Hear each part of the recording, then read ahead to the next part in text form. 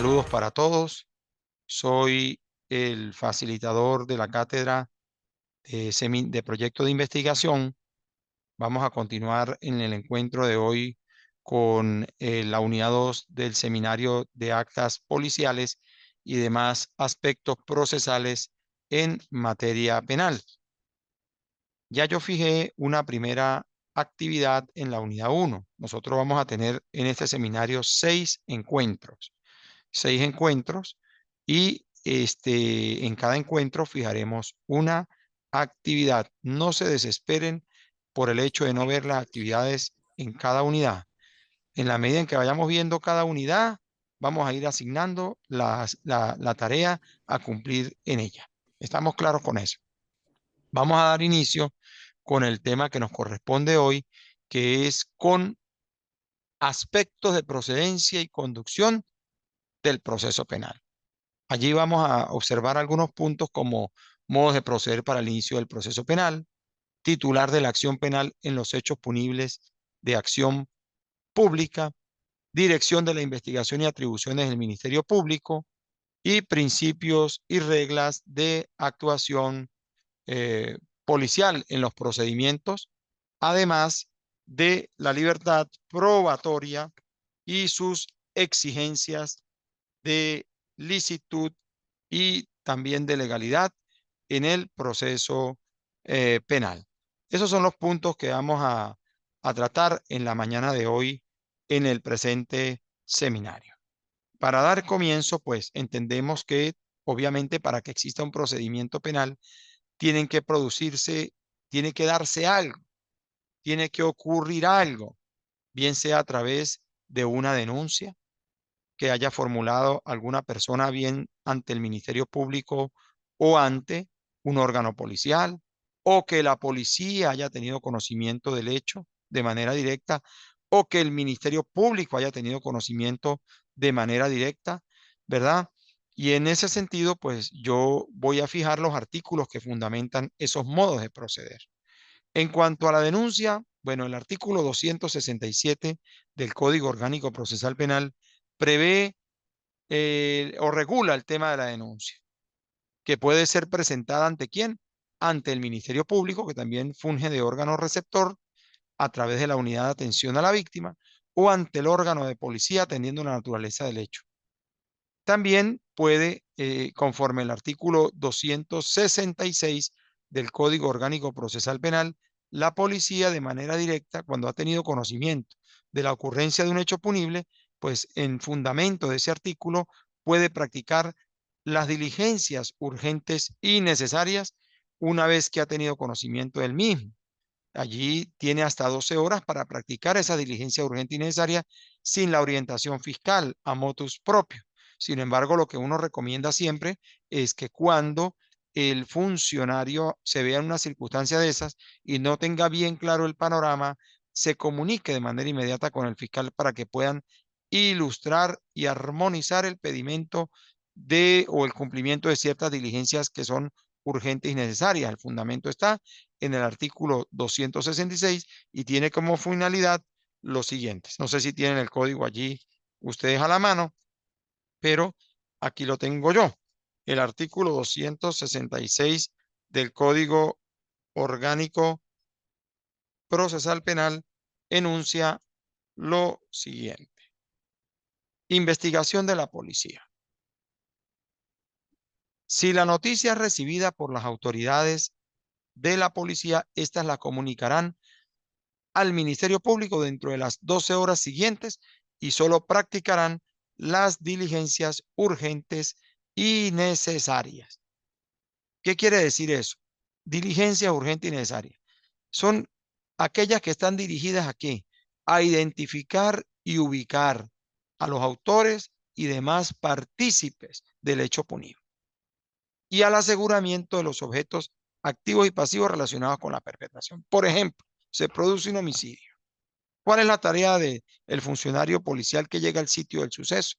Si es un órgano que no es técnico-científico como la Policía Estatal o Nacional, preservar el sitio del suceso, pero el órgano que va a llegar a trabajar técnicamente el sitio, como lo es el eje contra homicidios del CICPC, y el laboratorio criminalístico tendrán que allí cumplir una serie de actuaciones urgentes y necesarias como la inspección técnica del sitio, la búsqueda de evidencias, la ubicación de testigos, la ubicación de registros fílmicos, si hay cámaras en la zona, la colección de proyectiles y conchas o de armas. Ese tipo de actuaciones son las que tienen que catalogarse como urgentes y necesarias en un contexto de 12 horas contados a partir del momento en que está tenido conocimiento del hecho. Ya después de las 12 horas está obligado a actuar, pero con la orden de inicio del fiscal del Ministerio Público. Por eso es importante la comunicación efectiva del funcionario con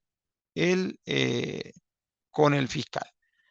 Ahora, si la investigación es recibida de manera directa por el Ministerio Público, cuando ha tenido conocimiento, bien sea a través de las redes sociales sobre la perpetración de un hecho, o por el clamor de la gente, o porque lo ha percibido el fiscal en plena vía pública, bueno, él tiene que disponer que se practique las diligencias urgentes y necesarias y para hacer constar su comisión, la comisión del hecho, con todas las circunstancias que puedan influir en su calificación a los fines de poder determinar la responsabilidad de los autores y partícipes, igualmente del aseguramiento de los objetos activos y pasivos relacionados con la perpetración del hecho criminal. Eso está en el artículo 265 del Código Orgánico Procesal Penal. Entonces, fijémonos, ¿qué debemos nosotros entender por investigación penal? Nosotros tenemos una ley orgánica, permiso, nosotros tenemos una ley orgánica del Servicio de Policía de Investigación, el Cuerpo de Investigaciones Científicas Penales y Criminalísticas y el Servicio Nacional de Medicina y Ciencia Forense. Es la ley que rige la policía de investigación. Esa es la ley que tenemos nosotros disponible aquí en Venezuela. Entonces, ¿qué nos define el artículo 34 de esa ley? Esa ley nos define que se entenderá como investigación penal el conjunto de diligencias orientadas al descubrimiento y comprobación científica del delito. Sus características, la identificación de los autores, partícipes y víctimas, así como el aseguramiento de los objetos activos y pasivos. Y dice allí en ese artículo que corresponderá al Ministerio Público ordenar y dirigir la investigación penal en los casos de perpetración de delitos de conformidad con las competencias y atribuciones establecidas en la Constitución de la República Bolivariana de Venezuela, las leyes y reglamentos orientando el ejercicio de estas atribuciones fundamentalmente a garantizar la constitucionalidad y la legalidad. Es decir, que el ámbito de actuación de los funcionarios, entiéndase fiscal o policial, está regido por el principio de legalidad. El fiscal es el director de la investigación, es el titular de la acción penal y él es quien dirige la investigación en fundamento de qué? Del artículo 111, numerales 1 y 2 del Código Orgánico Procesal Penal. Ahora, el artículo 113 del Código Orgánico Procesal Penal nos indica quiénes son los órganos de investigación penal. Y nos dice ese artículo, son órganos de la Policía de Investigaciones Penales los funcionarios o funcionarias a los cuales la ley le otorga tal carácter y todo otro funcionario que deba cumplir funciones de investigación que este código establece. Pero además de este enunciado legal, nosotros nos ubicamos en el artículo 329 de la Constitución y dice, la Fuerza Armada Nacional podrá ejercer las actividades de policía administrativa y de investigación penal que le atribuya la ley. En materia de seguridad y defensa de la nación, tenemos una ley especial y el órgano competente para conocer, obviamente, es la Dirección General de Contrainteligencia Militar, que es brazo policial del ejército. También tenemos a nivel de los casos de extorsión y secuestro al Comando Nacional Ante Extorsión y Secuestro. En materia ambiental, el Servicio de Guardia Ambiental de la Guardia Nacional.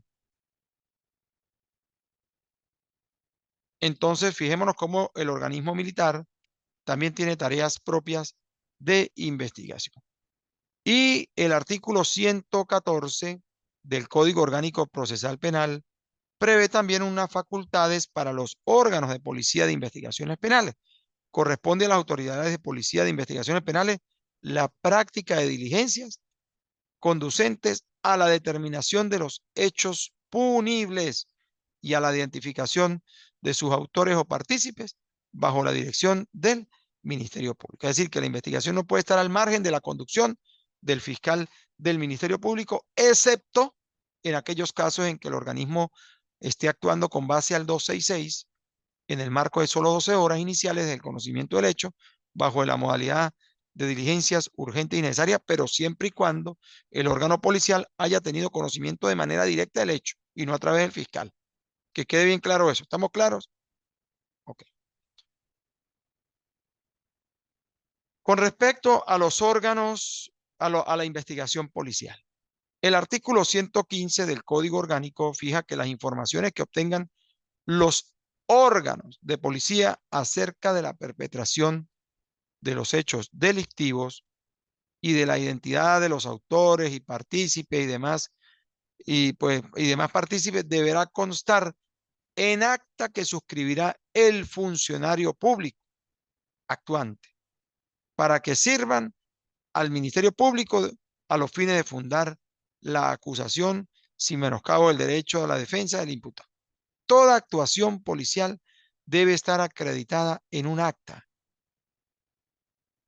Si se trata de una inspección técnica, pues hay que levantar el acta de inspección, conforme lo exige el artículo 186 del Código Orgánico Procesal Penal. Si estamos frente a una detención en flagrancia, pues un acta policial de aprehensión. Si es una entrevista del organismo policial, pues una persona fue y rindió la entrevista, tiene que acreditarse en un acta de entrevista.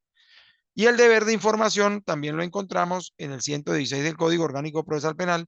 Los órganos policiales en los plazos que le hubieran sido fijados eh, comunicarán al Ministerio Público el resultado de las diligencias practicadas, inclusive de los tribunales, porque hay circunstancias en las que el tribunal ordena alguna que otra diligencia importante, especialmente en materia de medidas de protección o de ubicación de personas. Bueno, el órgano policial está en la obligación de cumplir en dar la información en el tiempo que le ha fijado el fiscal o el tribunal, ¿verdad? Y eso se considera como un deber de información.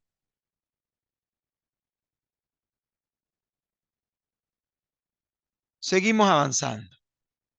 Estábamos revisando inicialmente el artículo 266 del Código Orgánico Procesal Penal. Por favor, ubíquense allí. Si la noticia, vamos a revisarlo literalmente, si la noticia es recibida por las autoridades de policía, estas la comunicarán al Ministerio Público dentro de las 12 horas siguientes y solo practicarán las diligencias urgentes, necesarias y urgentes. Hay un tiempo para ello. Si el funcionario policial no participa en las 12 horas y se ocupa de seguir investigando al margen del conocimiento del fiscal y resulta que le participa a las 36 horas, bueno, corre el riesgo de una amonestación, de un apercibimiento disciplinario o también inclusive de una omisión grave que pudiera conducir a que un tribunal de control de garantías pudiese incluso por violación de la ley anular algunas actuaciones cumplidas por este funcionario, allanando las facultades del Ministerio Público al haberlas cumplido fuera de las 12 horas señaladas. Y esas diligencias urgentes y necesarias deben estar dirigidas a identificar y ubicar los autores, partícipes del hecho y asegurar los elementos activos y pasivos relacionados con la perpetración, lo que ya indiqué al principio. Hasta aquí, Jason, Gerardo Hernández o cualquier otra persona tiene alguna duda, por favor, para aclarársela. Puedes abra el micrófono, Jason. Gilson. Sí, buenos Ah, días, doctor.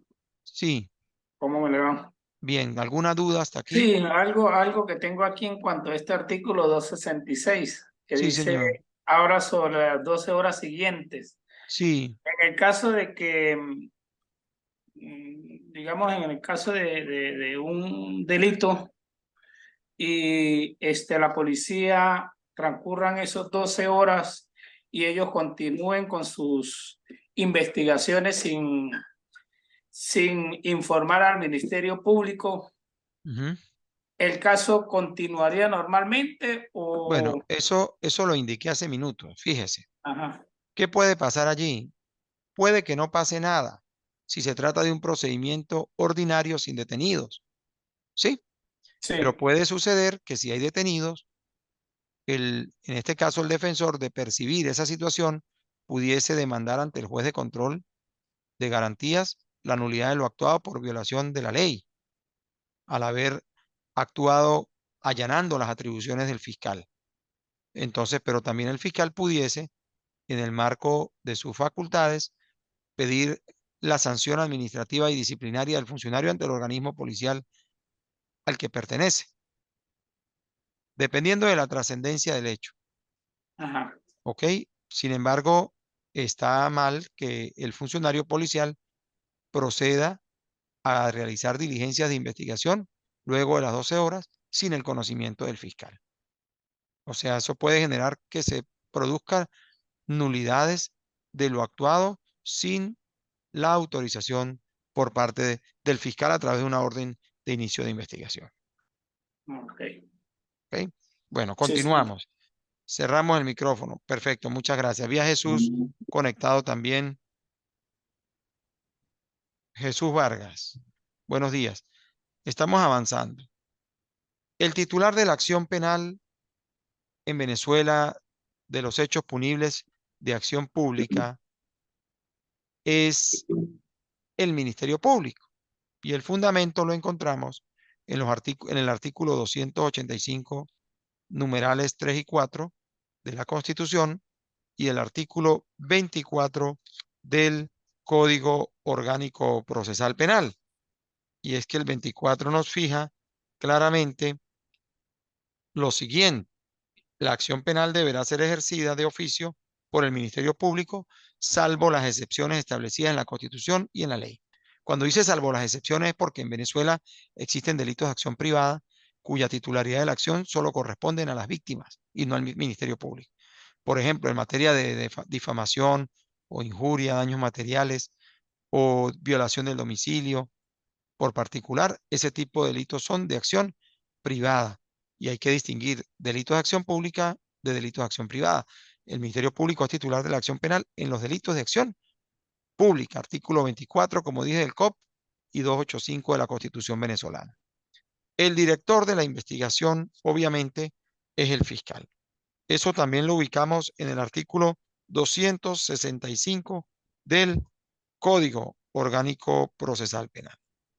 El Ministerio Público, cuando por cualquier medio tenga conocimiento de la perpetración de un hecho punible de acción pública y lo afirma, dispondrá que se practiquen las diligencias tendientes a investigar y hacer constar su comisión.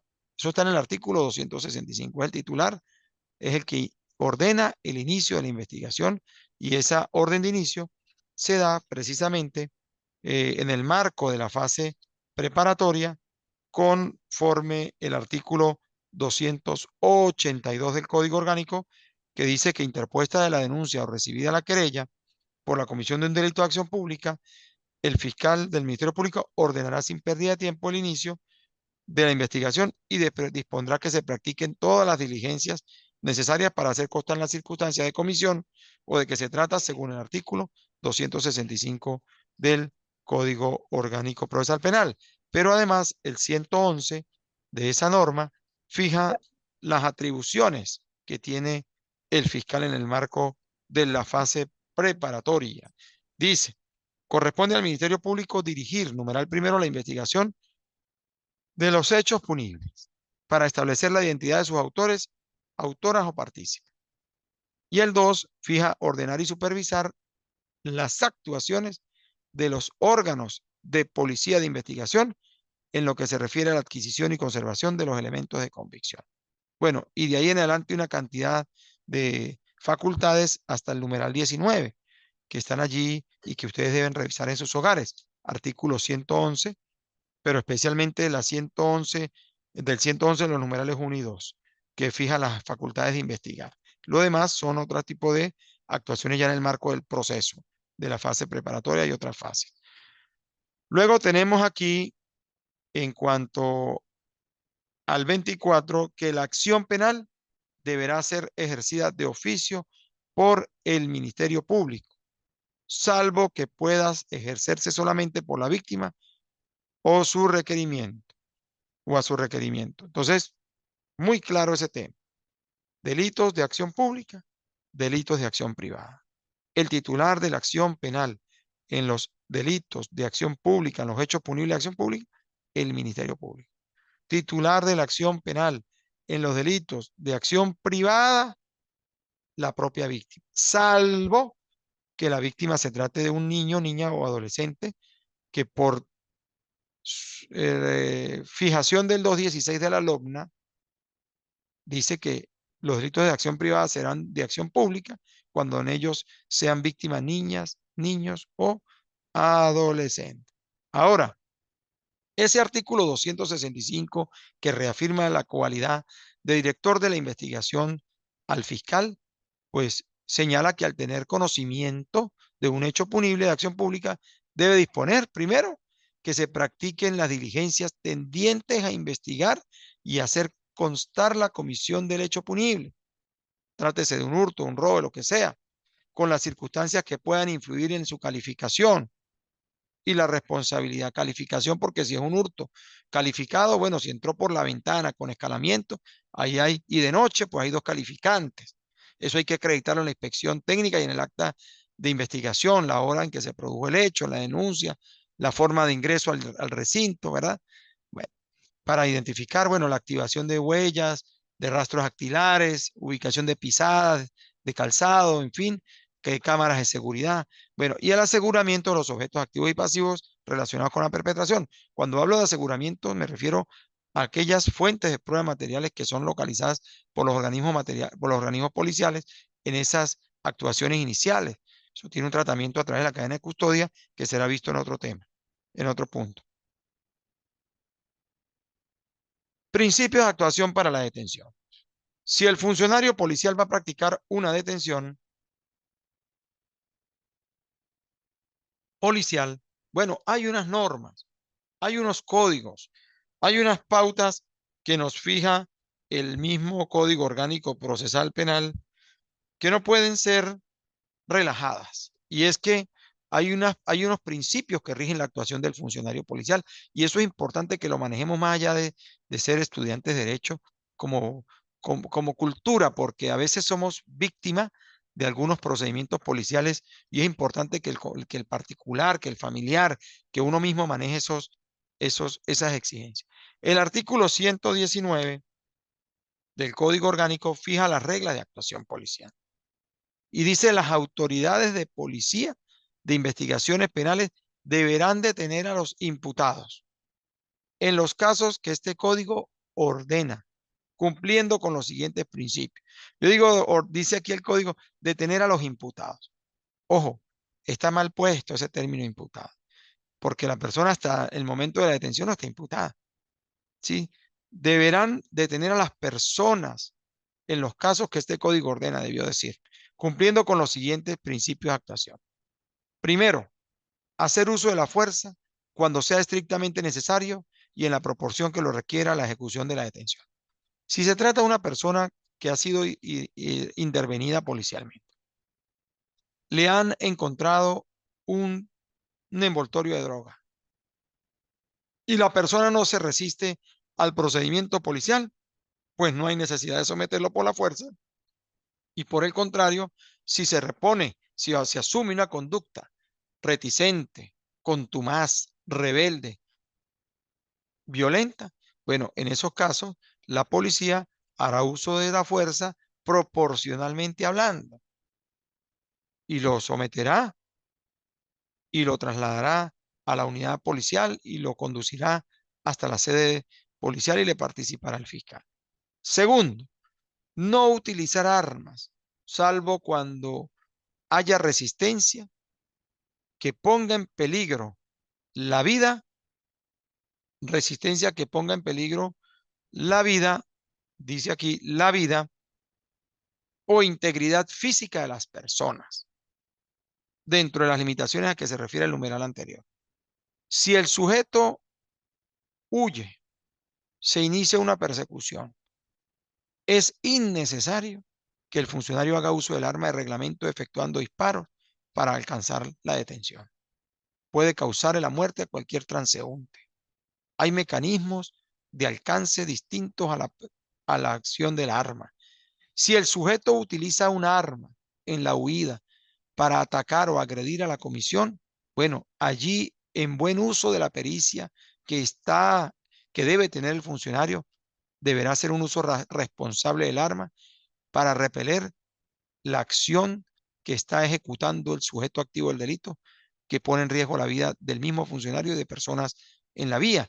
Tiene que hacer un uso racional del arma y no liberar disparos al aire sin un objetivo fijo. Tercero, no infligir, instigar o tolerar ningún acto de tortura u otros tratos crueles, inhumanos o degradantes. Esa ley está en Venezuela vigente desde el 2013. Ley especial para la prevención de la tortura, tratos crueles, inhumanos o degradantes. No podemos torturar al detenido, ni podemos someterlo a tratos o a castigos crueles porque eso constituye un delito. Y para eso está la Fiscalía Especializada en Materia de Derechos Humanos. Identificarse en el momento, no presentar, perdón, numeral cuarto, no presentar a los detenidos o detenidas a ningún medio de comunicación social cuando ello pueda afectar el desarrollo de la investigación. Y es verdad, a veces exhiben primero al sujeto y los criminalizan socialmente. Eso es delicado, hay una prohibición. Eso puede conducir a que se anule un reconocimiento en fila de personas fácilmente por haber expuesto al sujeto a un reconocimiento público a través de los medios. El funcionario no puede actuar bajo el anonimato. Dice numeral quinto, identificarse en el momento de la captura como agente de la autoridad y cerciorarse de la identidad de la persona o persona contra quienes proceden, no estando facultados para capturar persona distinta de aquella a que se refiere a la correspondiente orden de detención en los casos en que haya una orden de aprehensión. Si buscan a Pedro Pérez, hay que capturar a Pedro Pérez y no a otra, pero tienen que siempre en todo procedimiento identificarse, estar uniformados con el correspondiente identificador del nombre en el uniforme, informar al detenido acerca de sus derechos, el derecho a comunicarse con un familiar, el derecho a no declarar contra sí mismo, el derecho a tener la asistencia jurídica. Todos esos derechos están fijados en el artículo 49 constitucional y en el 127 del Código Orgánico Procesal Penal. Comunicar a los parientes u otras personas relacionadas con el imputado el establecimiento donde se encuentra detenido. Bueno, el policía tiene que llamar al familiar y decirle, aquí tengo un señor familiar suyo, me dice que lo llame para informarle que está detenido. Y asentar el lugar, día y hora de la detención en un acta inalterable. El acta no puede tener tachaduras ni enmendaduras. Bueno, debo decir también, para tratar el tema del ámbito probatorio, que el artículo 180 del Código Orgánico Procesal Penal prevé la libertad de prueba, pero esa libertad de prueba no puede ser malentendida. Y es que el código dice, eh, se podrá probar todos los hechos y circunstancias de interés para la correcta solución del caso y por cualquier medio de prueba. Pero es que esa prueba no puede ser captada a través de la ilicitud. Ojo con eso. La licitud de la prueba es fundamental. Artículo 181 del Código Orgánico Procesal Penal en correspondencia con el artículo 49, numeral primero, que dice que, de la Constitución, que dice que toda prueba obtenida con violación al debido proceso es nula. Entonces, esa libertad de prueba está en el artículo 182, no 180, 182. Dice, salvo previsión expresa en contrario de la ley, se podrán probar todos los hechos y circunstancias de interés para la correcta solución del caso y por cualquier medio de prueba incorporado conforme a las disposiciones de este código y que no esté expresamente prohibido por la ley. Ahora, cuando hablamos, tenemos que referir que para que un medio de prueba pueda ser admitido, debe, debe referirse directa o indirectamente al motivo o al objeto de la investigación y ser útil para el esclarecimiento o descubrimiento de la verdad. Pertinencia, idoneidad y utilidad. En la fase preparatoria el término es fuentes de prueba.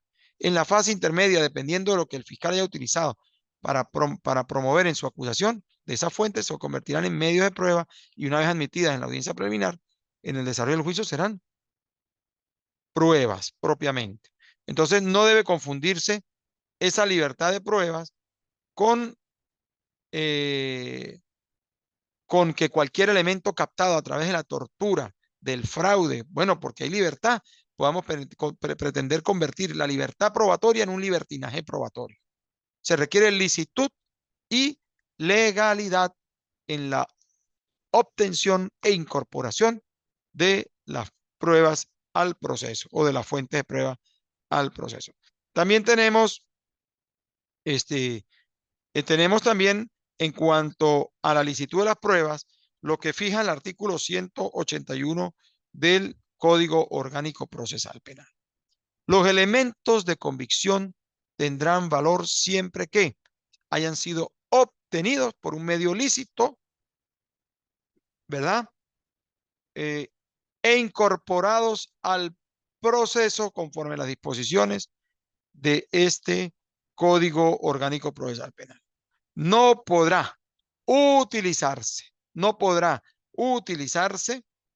información obtenida mediante tortura, maltrato, coacción, amenaza, engaño, indebida intromisión en la intimidad del domicilio o en la correspondencia, las comunicaciones, los papeles y los archivos privados, ni la obtenida por otro medio que menoscabe la voluntad o viole los derechos fundamentales de la persona. Por ejemplo, la violación, la coacción para la tortura para una confesión, el allanamiento sin orden judicial, el escudriñamiento de la correspondencia telefónica o privada sin una autorización de un juez.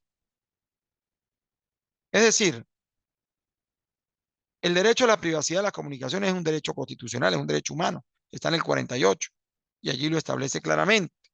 Entonces, hay temas que tienen ciertos controles y no podemos convertir ese concepto de libertad probatoria en un libertinaje probatorio. Tampoco podrá apreciarse la información que provenga directa o indirectamente de un medio o un procedimiento ilícito. Todo lo que haga el funcionario de manera ilícita no puede ser apreciado por el juez, ni debe ser considerado por el fiscal. Por el contrario, sí, para iniciarle un proceso al funcionario. Principio de legalidad. Todo lo que esté dentro del marco legal y constitucional es viable. Lo que esté fuera de la Constitución y la ley debe ser considerado nulo, con la responsabilidad en la que puede incurrir el funcionario a la luz de lo que fija el artículo 25 de la Constitución venezolana. Bueno, por la mañana de hoy hemos concluido con este encuentro. Les voy a fijar la actividad Dios mediante, mañana la defino y el lunes estará en el aula virtual. Vamos a tener 6 encuentros, llevamos 2. Por cada encuentro fijaré una actividad.